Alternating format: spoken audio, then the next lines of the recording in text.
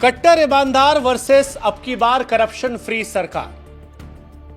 12 साल पहले दिल्ली में सत्ताधारी यूपीए सरकार के घोटालों के खिलाफ ईमानदारी का मंत्र लेकर दिल्ली की राजनीति के केंद्र बिंदु में दो नेता आए थे, नरेंद्र मोदी, अरविंद केजरीवाल। लेकिन 12 साल बाद यह सवाल उठ रहा है कि ईमानदारी की सियासत की उम्र और केजरीवाल वर्सेस मोदी की तुलना क्या 12 साल ही रही सनम? क्या दिल्ली से शुरू हुई लड़ाई दिल्ली में ही खत्म? दिल्ली में बीजेपी की जीत को आप नरेंद्र मोदी की जीत कहेंगे या फिर केजरीवाल की हार? इसका फैसला आप ही कीजिए।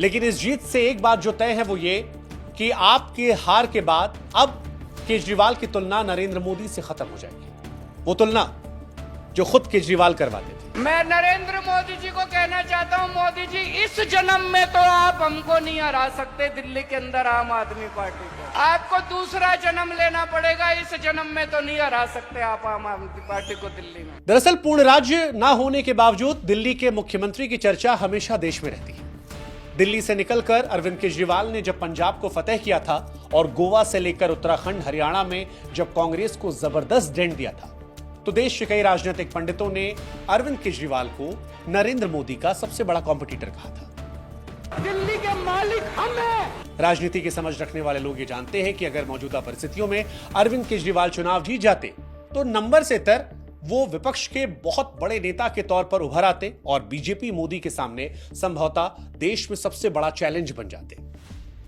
लेकिन सियासत की खूबी यही है कि सियासत अगर मगर से ऊपर उठकर वास्तविकता पर आधारित है, और वास्तविकता यह है कि मोदी ने प्रत्याशी के तौर पर अपने जीवन काल में कभी कोई चुनाव नहीं हारा। तो दिल्ली में न सिर्फ आपकी हार हुई बल्कि केजरीवाल की हार ने आपकी जड़ पर मानो सीधे प्रहार कर दिया। अरविंद केजरीवाल ने दिल्ली की सीट पर कभी शीला दीक्षित को हराकर मुख्यमंत्री बने थे, हजारों वोट से 2 बार जीते थे। लेकिन पिछली बार जितने वोट से जीते थे, अब की बार उससे केवल 4000 वोट ज्यादा मिले। केजरीवाल के साथी और शिक्षा का मॉडल देने वाले मनीष सिसोदिया, जिनका गुणगान केजरीवाल पूरे देश में करते थे, उन सिसोदिया की सीट बदलने के बावजूद किस्मत नहीं बदली। सत्येंद्र जैन, एक और नाम, जिनके हेल्थ मॉडल को केजरीवाल इंडिया में नंबर 1 बताया करते थे, जिनके जेल जाने पर उन्हें भगत सिंह से तुलना कर दी गई थी, वो सत्येंद्र जैन भी अपना चुनाव नहीं बचा पाए। केजरीवाल और उनके साथियों के भ्रष्टाचार में जेल जाने के बाद मंत्रिमंडल में जो भी नेता है, उनमें जैसे तैसे आतिशी बस अपनी सीट बचा पाई, क्योंकि बड़े बड़े नाम जैसे कि सौरभ भारद्वाज, जो केजरीवाल के करीबियों में थे, वो भी अपना चुनाव हार गए। केजरीवाल की ताकत थी माले मुफ्त, इमेज चुस्त, लेकिन इस चुनाव में ऐसा लगा कि दोनों का भरोसा जनता ने नहीं किया। उधर दूसरी तरफ जिस मोदी से केजरीवाल की तुलना हो रही थी, उस मोदी की अगुवाई में 27 साल बाद बीजेपी दिल्ली में सरकार बना रही है। 2024 के लोकसभा चुनावों में सीटें घटने के बावजूद महाराष्ट्र, फिर हरियाणा और अब दिल्ली में बीजेपी की सरकार है। इससे पहले भी मोदी ने हरियाणा, महाराष्ट्र, अरुणाचल प्रदेश, असम, त्रिपुरा, ओडिशा जैसे 6 राज्यों में इतिहास में पहली बार बीजेपी का मुख्यमंत्री बनवाया था। मोदी राष्ट्र के 10 साल में 65 राज्यों में विधानसभा चुनाव हुए, जिसमें 28 में बीजेपी जीती, 40 चुनावों में एनडीए जीता। ऐसे में क्या यहां से अरविंद केजरीवाल और मोदी की तुलना अब बेईमानी होगी? क्योंकि अरविंद केजरीवाल जहां दिल्ली से शुरू हुए थे, वहीं दिल्ली में वो हारे हैं, और अरविंद केजरीवाल के दिल्ली हारने से हार केवल दिल्ली तक सीमित नहीं रहेगी। कर्मा फिल्म का डायलॉग राजनीति की आज की रिलीज हुई ब्लॉकबस्टर में फिट करके देखिए, और थोड़ा मॉडिफाई करके, कि इस हार की गूंज लंबे समय तक सुनाई पड़ने वाली है। क्योंकि जिन 26 सीटों पर आम आदमी पार्टी 3 बार जीत कर आई थी, उनमें से 16 सीटें ऐसी हैं जो केजरीवाल के किले के तौर पर थीं और अब वो ढह गई हैं। जो केजरीवाल कांग्रेस के वोट बैंक पर झाड़ू मारकर दिल्ली से लेकर पंजाब, गोवा से लेकर गुजरात तक विस्तार की योजना पर काम कर रहे थे, अब उन्हें पंजाब में पार्टी सरकार बचाने की चुनौती होगी। पंजाब में चुनाव भले ही 2027 में है, लेकिन सेनापति जब अपने ही मैदान में खुद सियासी वीरगति को प्राप्त हो जाए तो सैनिकों में भगदड़ मचने का इतिहास पुराना रहा है।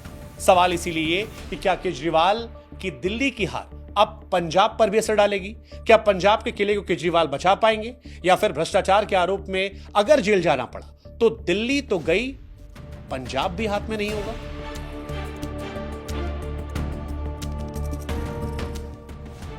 केजरीवाल की झाड़ू को तिनका तिनका, जरा जरा करने में उसकी सहयोगी रही कांग्रेस का भी जमकर हाथ रहा। अगर आपके जहन में सवाल है कैसे, तो बता दें कि 12 सीटों पर आपकी हार का कारण सीधे कांग्रेस बनी, क्योंकि बीजेपी यहां जितने वोटों से जीती, कांग्रेस के वोटों से उसका अंतर कम रहा। खुद केजरीवाल का उदाहरण ले लीजिए।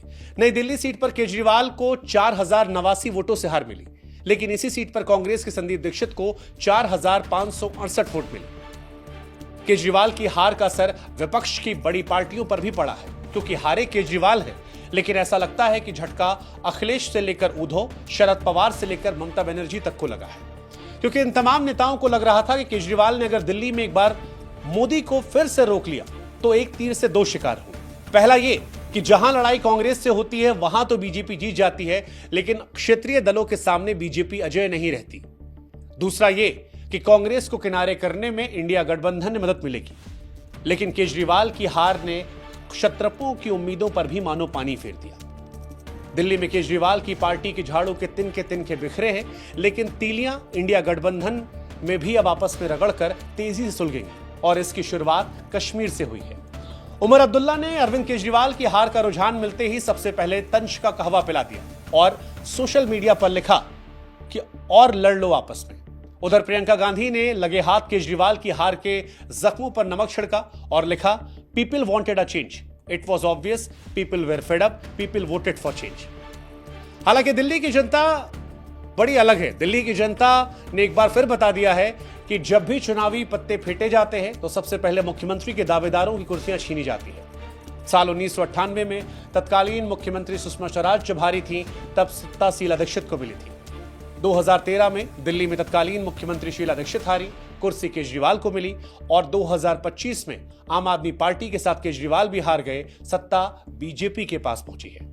केजरीवाल के साथी रहे अन्ना हजारे से लेकर स्वाति मालीवाल, आशुतोष कुमार विश्वास आज वो गाना गा सकते हैं, अपनी तो जैसे तैसे, चाहे ऐसे या वैसे कट जाएगी, आपदा क्या होगा जनाबे आली।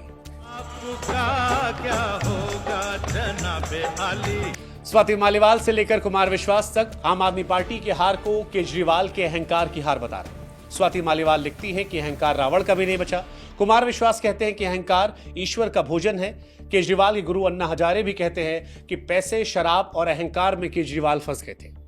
कौन कितना सही है आप तय कीजिए, लेकिन दिल्ली के नतीजों ने मानो एक बार फिर से साबित कर दिया कि राजनीति में विनम्रता ही जीत की पूंजी है। अहंकार सियासत में पतन का सबसे बड़ा कारण होता है, क्योंकि जनता के सेवक से लेकर खुद को जनता के मालिक कहने वाली सोच पर एक बार फिर जनता ने हार की मुहर लगाकर मानो पूरे देश में यह सख्त संदेश दिया हो कि लोकतंत्र में नेता आते जाते रहते हैं, मालिक जनता जनार्दन ही हमेशा रहती है। जय हिंद, जय भारत।